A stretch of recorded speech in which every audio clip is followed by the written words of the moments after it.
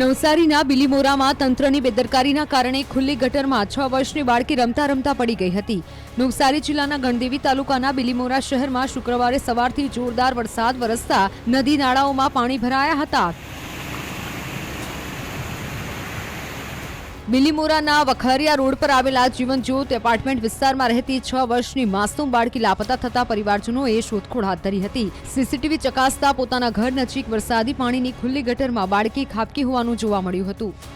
CCTV check કર્યા બાદ બાળકી ખુલ્લી વરસાદી ગટરમાં પડી હોવાની જાણ થતા તંત્ર દ્વારા એસડીઆરએફ અને ફાયર બ્રિગેડના જવાનોની મદદથી યુદ્ધના ધોરણે બાળકીની શોધખોળ હાથ ધરવામાં આવી હતી। બિલીમોરા શહેરમાં જે ગટરમાં બાળકી લાપતા બની હતી તે ગટરની લાઈન અંબિકા નદીમાં નીકળતી હોવાનું સામે આવ્યું હતું। 22 કલાક શોધખોળ કર્યા બાદ શાહીન શેખ નામની 6 વર્ષની બાળકીનો મૃતદેહ હાથે લાગ્યો હતો। વઘારિયા બંદર નજીક વાડિયા શિફ્ટ યાર્ડ ખાતેથી બાળકીનો મૃતદેહ મળી આવ્યો હતો, જેને પોસ્ટમોર્ટમ માટે હોસ્પિટલમાં ખસેડવામાં આવ્યો છે। ચોમાસા પહેલા વરસાદી નાળા ખુલ્લા રાખતા પાલિકાની બેદરકારી સામે સ્થાનિકોમાં રોષ ફેલાયો છે।